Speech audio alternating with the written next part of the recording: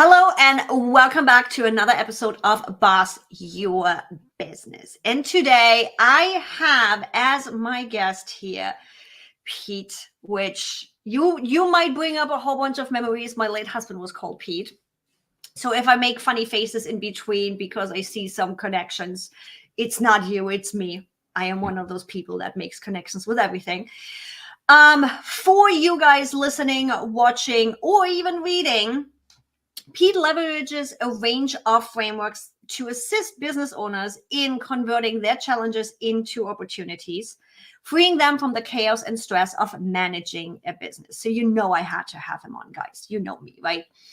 With a wealth of experience as a business owner spanning 29 years, he has honed his expertise, tips, tools, and techniques in both the service and retail industry. His key goal is to aid leaders in transitioning from business operators to business owners. And we're going to dive deep into this one because that's a passion of mine. It is time to embrace frameworks that enable you to create a turnkey business and the life you truly desire. Now, Pete, I'm going to dive right in here because I love the combination of you and frameworks.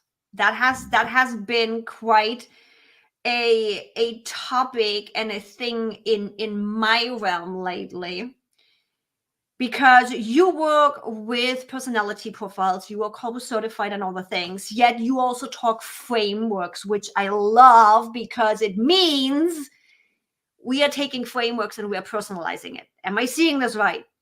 Yeah, absolutely. Thanks so much for having me on the podcast today, Yvonne.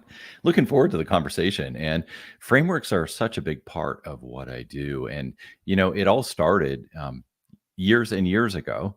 As you had mentioned, I've been a business owner for a long time. And so I use a lot of these frameworks in my own businesses. And I started, people started saying, well, how do you look at this? And how do you see this and this kind of stuff? So I ended up creating a whole, so I'll call it a library of tools. And essentially, I have all these different frameworks that I can sort of pull in and pull out, depending on whatever strategy or whatever we're talking about, whether it be marketing, whether it be operations, whether it be one of my frameworks is called the CPA. And the CPA is better communication, better process management, and better accountability. So there's all sorts of tools and things underneath that in order to achieve your mastery of your CPA, which a lot of business owners think about chartered professional accountants, but I kind of look at it a little differently. And I love hearing, yes, frameworks, but again, personalized, because I'm like, let's be honest, if you look out there in social media and all the marketing, everybody is running like, here, this is what worked for me, it has to work for you. I'm like, bullshit. Yeah. My Kolbe profile is different than yours. My personality profile is different. My thinking is different. So I love that combination of, yes, frameworks are freaking amazing. They take out the thinking. You have a path to follow. Now, how does that framework combine with your personality profile, right? Right. From a Kolbe perspective, I don't know. Have you taken your Kolbe, Yvonne? And do you know what your score is? Now he's calling me out. I would need to pull it up because I'm a sucker for personality profiles. I got my Gene Keys. I got my human resources. Sure. I got my Strength Finder. I got my Kolbe. I got all of them. There's so many great things about assessments. I'm a junkie, an assessment junkie myself. But the one I like about Kolbe is really this idea in behind, there are 3 different types of assessments out there. One is really around the thinking, which is your IQ and how smart you are and what you've learned along the way, all that kind of stuff. The other ones, which is the great majority of the ones that a lot of business leaders like you and I, it's around emotional. So it's more about how you think and feel. It's your feeling sort of. Do you prefer this or do you prefer that? A lot of the questions are those kind of. So your Myers-Briggs and your Enneagram and your Strength Finders, all around those sort of things. But Kolbe really is the only one that caters into how do you do. It's all around how you act in stress and in sort of your innate ways of making decisions. And as business owners, I love that. I love the fact that you can start understanding more about how you make decisions. And then even more powerfully, how your team makes decisions, how each of those people makes decisions. And when you start overlaying our Kolbe scores and put it into a team environment on how the group is making project management decisions and, setting it on top of the C-suite and then going down from there, getting into even hiring using it and really understanding who your best salespeople are and understanding what their profiles look like and understanding who would be maybe a good person in your CFO position, for example, and what does their profile look like? And can we overlay this? And even if it's not perfect, then as the leaders of these people, we can understand where we can help them and prop them up as coaches, right? And the funny thing is, so first of all, if you have a good framework and a good system, you know exactly where you need to look. By the way, my Kolbe is 6465 because I knew exactly where I have it. We have a team folder because, again, I'm a sucker for those. We have implemented them in 2023 for all of the team members and have done what you just talked about. Yeah, for sure. We have adjusted our positions and what people are doing based on our personality profiles. And the video, actually, guys, as we are recording today's YouTube video that was released, my 2023 look back video literally talks about this, which is why I was so excited to have you on, of how it has just exploded our business and has made life so much easier and placing people and hiring people based on the personality profiles. It's we are such a well-oiled machine right now because of that. It's one of the tools, right? And I mean, I'm sure you have many others, but when you overlay Kolbe onto this stuff, it really starts to come clear about, it's like, from a Kolbe perspective, and for those of you that don't know Kolbe has 4 main nodes in there: fact finder, follow through, quick start, and implementer. And when we look at those 4 and understanding what the power of each of those are, because everybody has different levels of these, and that's all good. There's no good or bad. But understanding how your team works within that and how you can fill out the other person's areas that they're not as dominant in. And wow, you start really getting some awesome team environments and some really productive work comes out of that. And the communication that comes from that too. Yes. When we start doing what they call so everybody, the first step is really taking your Kolbe, what they call the Kolbe A. And the Kolbe A is your own personal assessment. And then when we start taking that Kolbe A and you mash it with somebody else's Kolbe A on your team and understanding how to communicate better with them and how the two of you can get things done better, it's like, that person is a higher fact finder, which basically means they need more information in order to make a decision. I'm a 4 on fact finder. I need some, but I don't need a ton. And it's like I can do with the executive summary, right?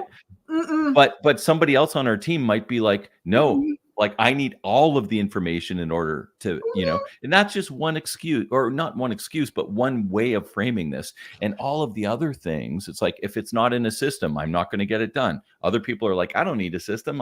No problem. You told me to do it. I know how to do it. It's all of these different ways. But when we start understanding ourselves and allowing ourselves the fact that, when we understand ourselves, that appreciating the fact that those are our own unique strengths. They're not weaknesses, they're strengths.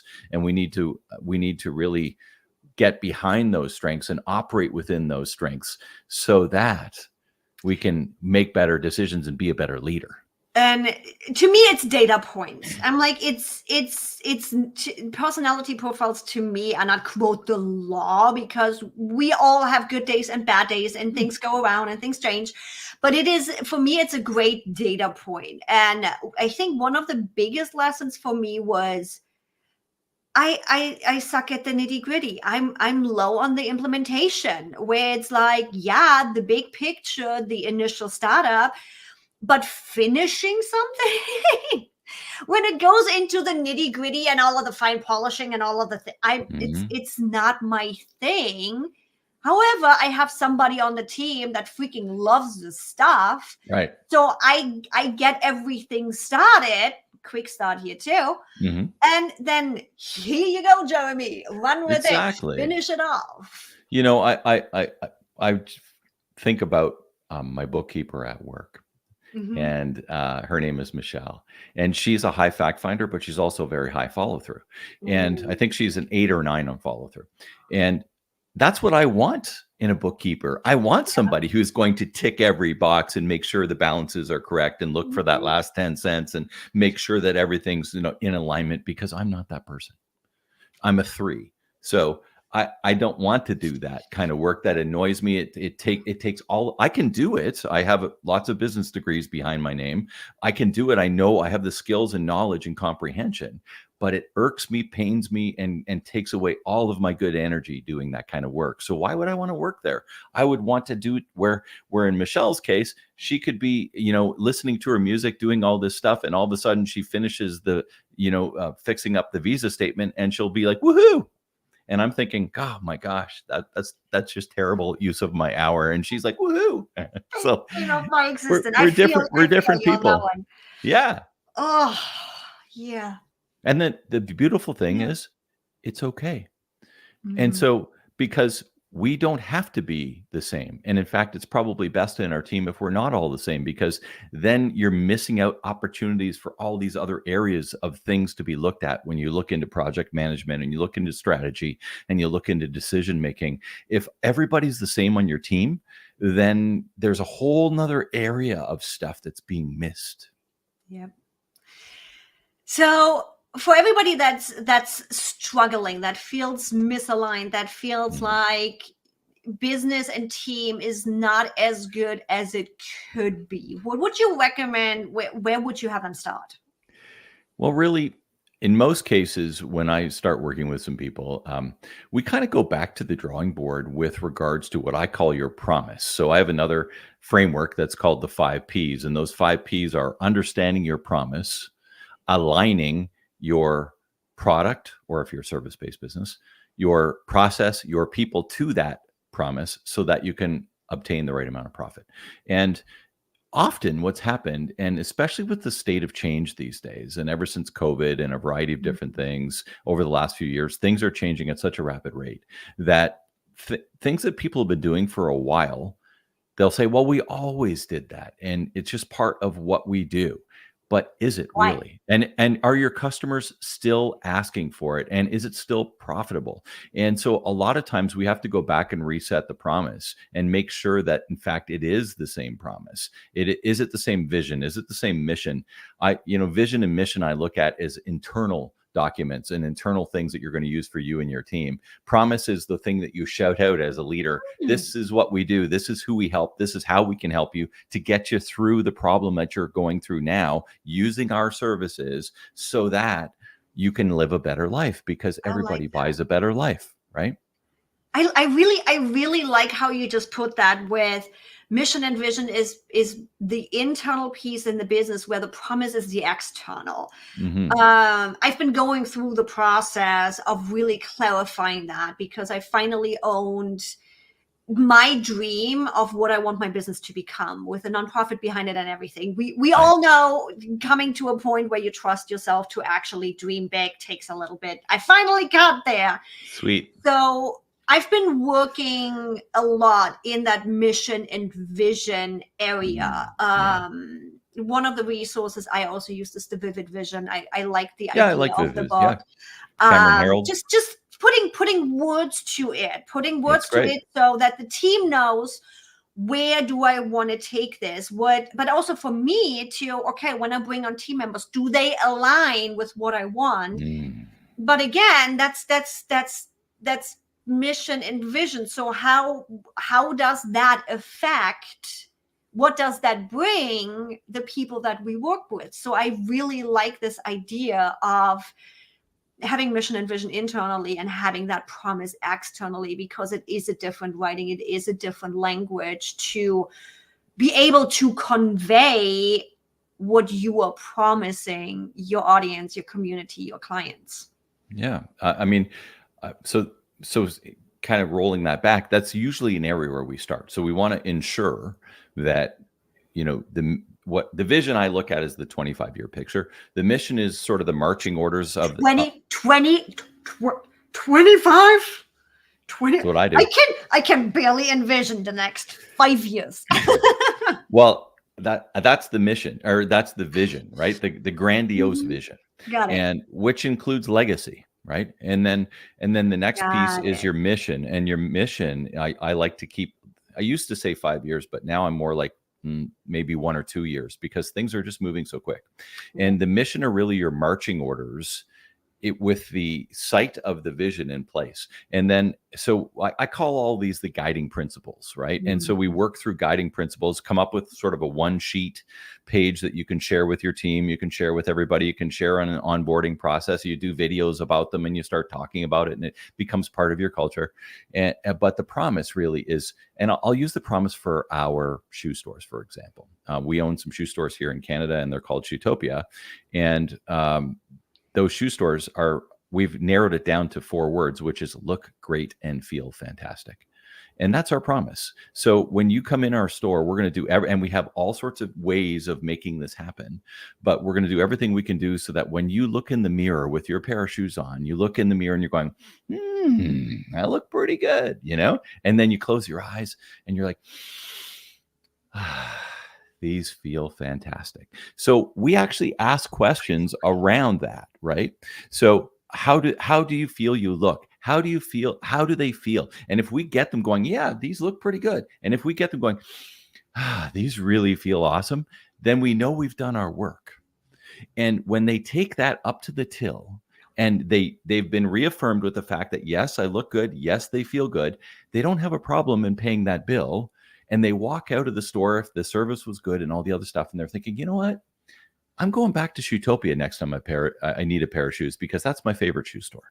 So all of this has been pre-thought about. We have different systems around it, which I call the heart of Shoetopia, which I also help a lot of my customers develop their heart models, so that it drills them down into the center phrasing, which is your promise, so that you have process in place within your team and your sales team in order to make that all happen. And of course, it has to have the right people behind it. It has to have the right process behind it. We have to communicate all of that properly in order to get the end result. Because if we can't get the end result with that very clear picture, nobody's going to spend money with us. And it doesn't matter whether you're selling a pair of shoes, whether you're selling coaching services like I'm talking about here, or whether you're selling anything. We used to have a bathroom cleaning business, and I've cleaned more sinks, toilets, and urinals than you could ever imagine in your entire life.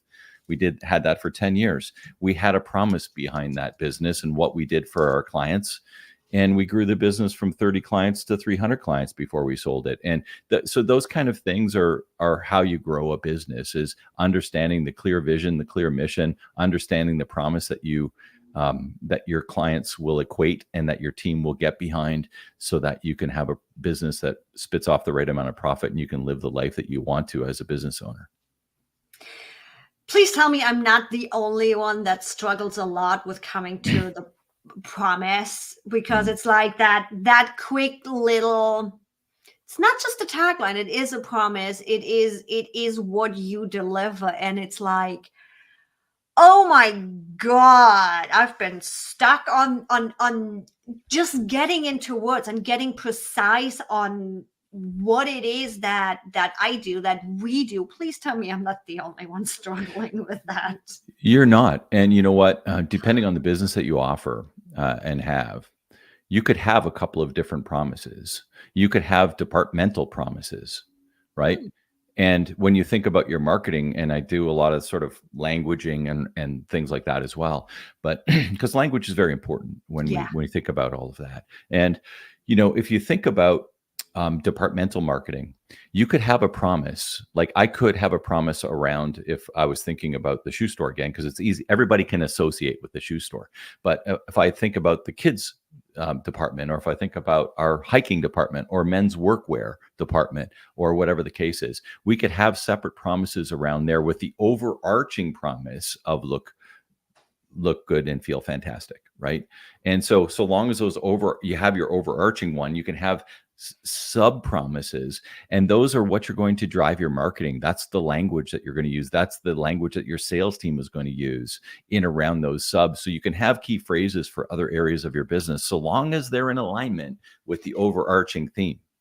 So where my brain now just went for digital businesses, you have your company promise, what is it that we do, what we deliver. But then for the different offers, just like you have for the different departments, for the different offers, you have that promise for the offer that aligns with a company promise. That's the part. It needs to align with the company promise, or else the misalignment causes confusion. And then the question that I would bring up, the question, if there is a misalignment, yes, it could be a misalignment of just clarifying the language and just rewording it. If it's not just a language and a rephrasing, if there's a misalignment between your offer promise and your company promise, there might be more behind that. Maybe that is an offer you shouldn't be offering. It's kind of like we said when we started this part of the conversation around, a lot of stuff has changed. And if you've been in business for 5-10 years and you've been doing things, what I'll call legacy things, for a long time, often we have a hard time getting rid of those because they created and were maybe, 50, 70, 80%, 90% of our business at one time. But are they still? Are they still as relevant? Are they still? And so that's when the idea about coming up with how is your business changing? How is it morphing? What's going on? The strategies around that, very important pieces of the puzzle. And sometimes your promise changes. And it's like, this is what we promised, but due to everything that's changed in the last 10 years, it's no longer relevant. Well, if it's no longer relevant, then it's time to change the promise. Like, are you going to be the next Blockbuster? Time to change the promise. I mean, things change. And so people that are so stubborn not to sort of change something because they've done certain things in certain ways for a long time are the ones that tend to get bypassed in business. And it can get comfortable. Don't get me wrong. It's running your business as it has been it's the unknown. It's the known. Holy moly. Tongue twister. Staying in the known because you are doing something that you have done for 2, 3, 4, 10, 20 years. Who knows? It's comfortable. It's the known. Doesn't mean it brings money. Doesn't mean it brings profit. Doesn't mean that you should be doing it. But it's the thing you know how to do. So I do get that change can be difficult because now you are suddenly potentially stepping into something that you've never done. You don't have a framework for it. You haven't sold anything yet. You haven't marketed anything yet. It's uncomfortable. And our human response is like, but it's like, that's what we say. The magic happens outside of our comfort zone. Yeah, it's true. And I love being able to especially as we just talked about with the whole idea of the promise, if things suddenly don't align and they don't match into your company promise, now you suddenly have a data point to dive into of, okay, why doesn't it align? And that's, when we talked about the 5 Ps, the people portion, I usually break down the people portion into 3 different areas. And you have your ideal customer, which pretty much everybody listening to the show probably understands that concept. You have your ideal teammate, the people working with you, right? Which a lot of people haven't dug into that much. Do you now you are bringing just something up. So we write client avatars, right? Who is the person we are selling to? What's their story? All the things. Do you do the same thing with team members? Ooh, right. And that's part of Kolbe too, right? You can overlay Kolbe onto that. It's part of the process. And then here's the other one, which is your ideal supplier or outsource supplier or anybody else who helps deliver your promise, right? So anybody that's helping you deliver the promise that you're promising to your clients in order to make that success happen is an important piece. And do you want to work with crappy suppliers? No, you don't. So better understanding of your suppliers and aligning and making sure that they understand what your promise, they understand what you're working towards and who you're working for, so that they can get in behind that, makes your whole operation a whole lot easier and gives you more freedom. And we've done that in the sense of, yes, we have the position and then check with people, how do they align? but being proactive about it and actually paint that picture of who am I looking for, and building, writing out that team avatar and what are the personality traits that I'm looking for, and really going into that practice of building that avatar, writing that avatar. You're so much more proactive than just like, here, take that personality test and we see if you fit. If I have the avatar down, I already know what I'm looking for. So when I'm talking with them, I can fast that. Okay. So, I guess I I mean, just got myself some homework. For those of us who have been in business a while, you can think back, and I'm sure you remember the name of your worst ever employee, and you probably remember the name of your best ever employee, and that's where you start, right? You write down all the qualities of your worst ever, That's how I and you're started like, with my right? clients too, the same way. I know. And you Yep. write down your list of your best, the person that you would hire every single time and actually probably deserves to get paid more than you're paying them, that person. And who do we want to hire? We want to and when we think about our interviewing process, we list all of our questions, all of that stuff around attracting this type of person and around repelling the other one. Right. So that we're going to literally have the language again that we need in order to hire the right people in alignment with our best ever team members, so that, yeah, hiring and firing costs a lot of money. Oh God, And yes. so if we can do some of this homework up front with Kolbe and with setting these kind of things and interview questions and the variety of different things that we can do to attract the right person to come work for us and help us deliver our promise, then holy cow. I mean, and think of the lowered frustration. It's like, that's one of the things that for me, it's like, it's the frustration portions that just drive me crazy around some of this stuff. And it's like, that's why I've come up with so many frameworks, because I want to reduce frustration, not only for myself and my operations, but for the people that I work with. And frustrations just means misalignment. And I'm like, again, we had a lot of that in 2023, where with my core team of 3, we were fairly well aligned already, but there were a couple of pieces of friction. Sure.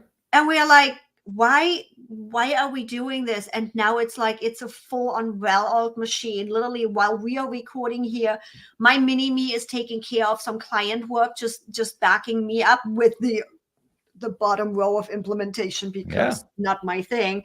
The other one is taking care of my marketing. It's like, and everybody loves what they are doing. It's exactly coming back after Christmas. It was so much fun watching them.